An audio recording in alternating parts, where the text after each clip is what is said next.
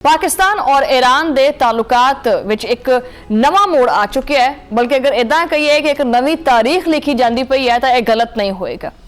Tehran और इस्लामाबाद हुण सिर्फ और सिर्फ एक दूजे के हमसाए नहीं रहे कि खाली सिर्फ साडा हमसाया है ईरान नहीं, बल्कि स्ट्रैटेजिक पार्टनर्स बन चुके हैं। ईरान जंग तो बाद ईरानी सदर मसूद पेज़ेश्कियान आपदे पहले गैर मुल्की दौरे के उत्ते पाकिस्तान पहुंचे ने। सवाल है कि आखिर ईरान ने आपदे पहले बैरूनी दौरे तो बाद ये पाकिस्तान का इंतखाब कादे वास्ते कर लिया, पाकिस्तान ही क्यों आ गए? यही सवाल इस दौरे नू मजीद अहम बना देंदा है। और ये कोई दौरा वैसे भी आम दौरा नहीं है जो हालात वाकया चलते पे ने। इस दौरे नू वैसे भी आप आम नहीं कह सकते कि रूटीन का एक दौरा सी और वो पाकिस्तान आ गए, नहीं। एडी वड्डी सफारतकारी चलती पई है और उस तो बाद इत्थे पाकिस्तान का दौरा करना ही बड़ी अहमियत का हामिल है और इस सफारतकारी का एक बहुत वड्डा धमाका भी है। पाकिस्तान आमद के उत्ते मोअज़्ज़ज़ मेहमान का इदां दा तारीखी इस्तकबाल किया गया कि देखने वाले दंग ही रह गए। रेड जोन के तमाम जड़ियां अहम शहरां ने उन्होंने दुल्हन की तरह सजाया गया।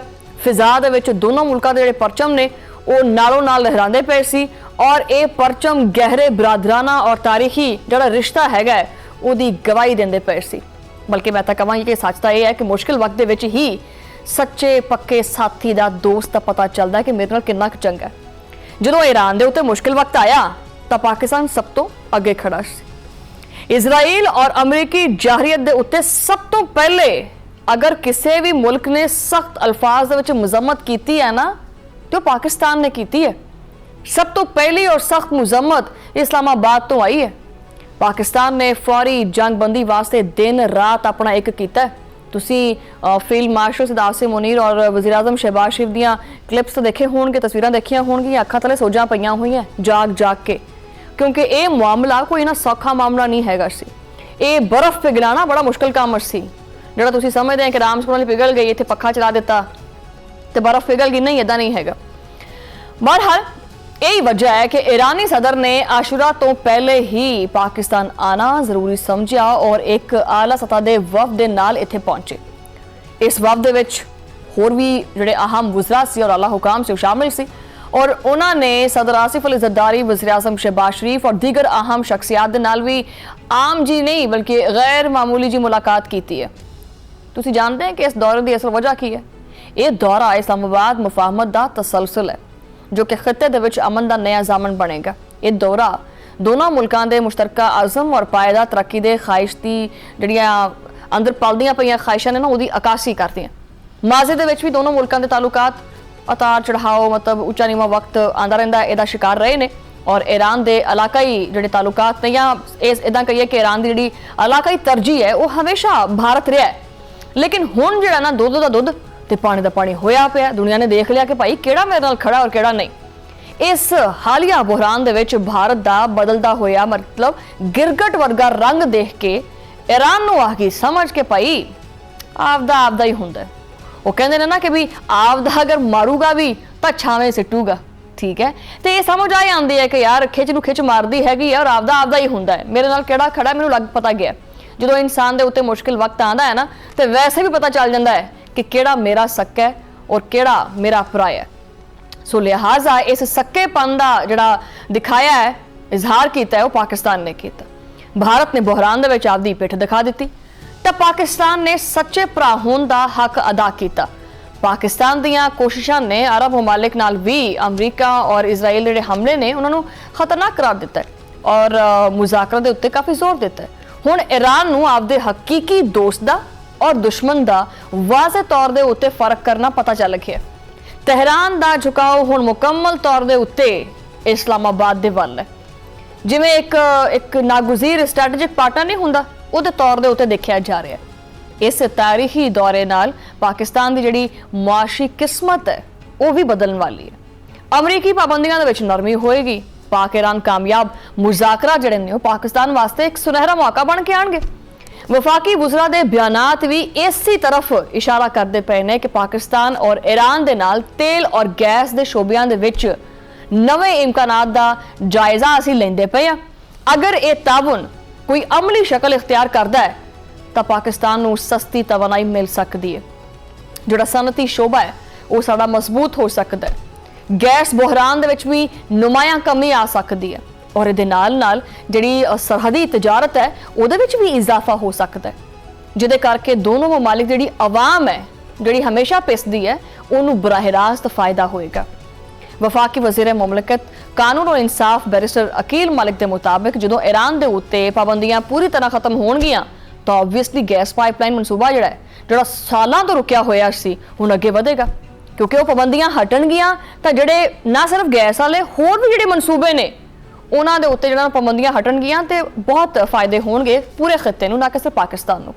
गैस भी आवेगी तो कीमतां डिगणगियां और कीमतां डिगणगियां ते डायरैक्ट जिहड़ा सुख दा साह किहनूं आ रहा है आवाम नूं।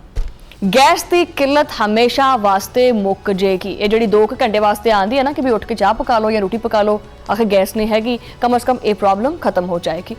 दोनों ममालिक के दरमियान दो तरफा तजारत कानूनी और आसान हो जाएगी।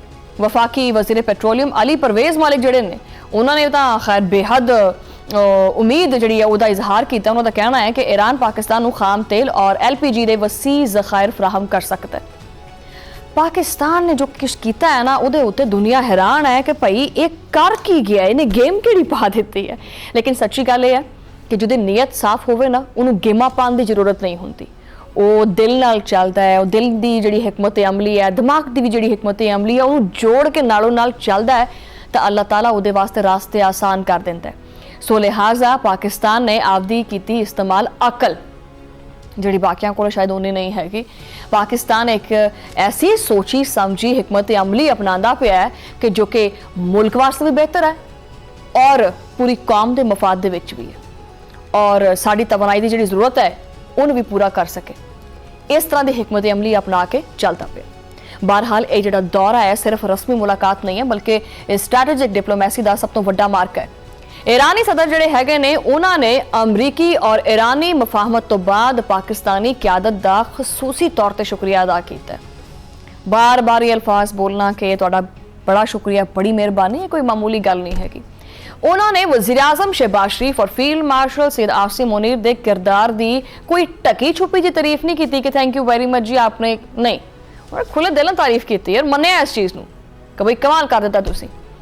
कि पाकिस्तान और ईरान का ये गठ जोड़ जिहड़ा है ये खित्ते दे विच एक नवा सुपर ब्लॉक बनन जांदा पिया, मजीद बनेगा बिल्कुल, क्योंकि हुण मुआशी तालुकात नूं नवीआं जिहड़ियां बुलंदियां ने उन्हां दे उत्ते लैके जाण दा पक्का इरादा कर लिया।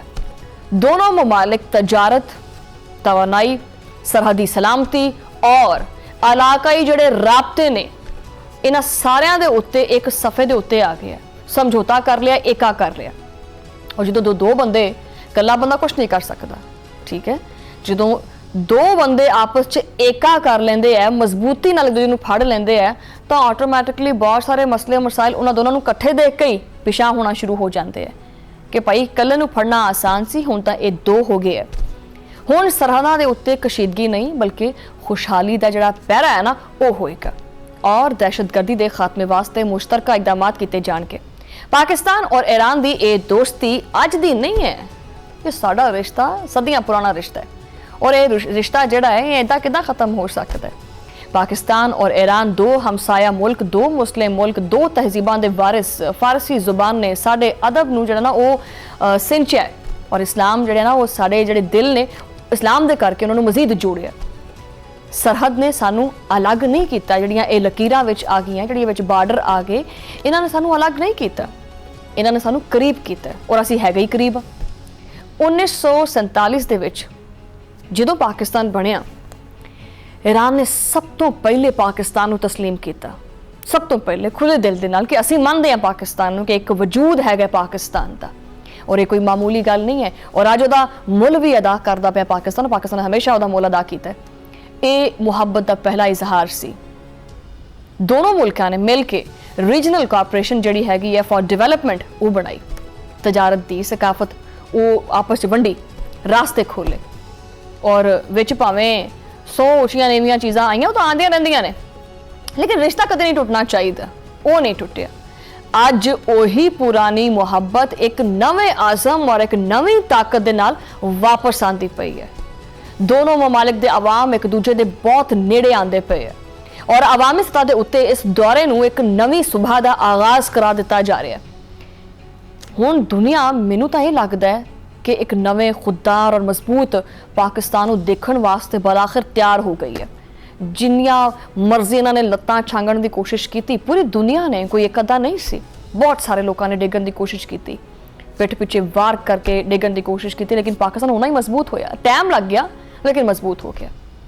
वक्त साबित करेगा कि ये दोस्ती खिते दे विच अमन और पायदार तरक्की वास्ते एक नवी तारीख लिखेगी और हुण गैस भी आ जाएगी, तेल भी आ जाएगा, पाकिस्तान दे विच खुशहाली दा नवा दौर भी आएगा।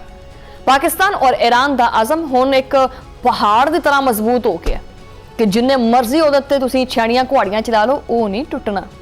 हुण वक्त आ गया है कि असीं अपने जिहड़े वसाइल ने उन्हां दा कोई दुरुस्त तरीके दे नाल इस्तेमाल करिए और ईरान दे नाल जिहड़ा तजारती हुजम है ना, उहनूं आपां अरबां डॉलर तक लै जाइए जिवें दुनिया ने तरक्की कीती है।